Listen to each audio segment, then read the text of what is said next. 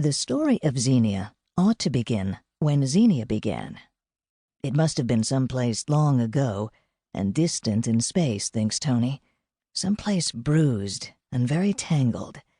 A European print, hand-tinted, ochre-colored, with dusty sunlight and a lot of bushes in it, bushes with thick leaves and ancient twisted roots, behind which, out of sight in the undergrowth and hinted at only by a boot protruding or a slack hand, something ordinary but horrifying is taking place. Or this is the impression Tony has been left with. But so much has been erased, so much has been bandaged over, so much deliberately snarled, that Tony isn't sure any longer which of Zenia's accounts of herself was true. She can hardly ask now, and even if she could, Zenia wouldn't answer. Or she would lie. She would lie earnestly, with a catch in her voice, a quaver of suppressed grief. Or she would lie haltingly, as if confessing. Or she would lie with a cool, defiant anger, and Tony would believe her. She has before. Pick any strand and snip, and history comes unraveled. This is how Tony begins one of her more convoluted lectures, the one on the dynamics of spontaneous massacres. The metaphor is of weaving, or else of knitting, and of sewing scissors. She likes using it. She likes the faint shock on the faces of her listeners. It's the mix of domestic image and mass bloodshed that does it to them, a mix that would have been appreciated by Zenia, who enjoyed such turbulent, such violent contradictions. More than enjoyed, created.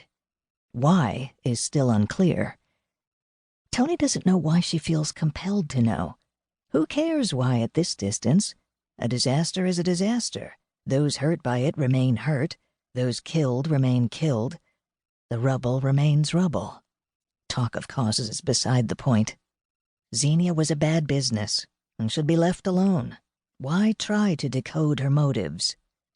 But Zenia is also a puzzle, a knot. If Tony could just find a loose end and pull, a great deal would come free for everyone involved and for herself as well. Or this is her hope. She has a historian's belief in the salutary power of explanations. Where to start is the problem. Because nothing begins when it begins, and nothing's over when it's over, and everything needs a preface. A preface, a postscript, a chart of simultaneous events. History is a construct, she tells her students. Any point of entry is possible, and all choices are arbitrary. Still, there are definitive moments, moments we use as references because they break our sense of continuity. They change the direction of time. We can look at these events and we can say that after them things were never the same again. They provide beginnings for us, and endings too.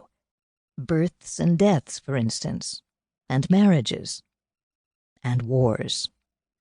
It's the wars that interest Tony, despite her lace-edged collars. She likes clear outcomes. So did Zenia, or so Tony thought once. Now she can hardly tell.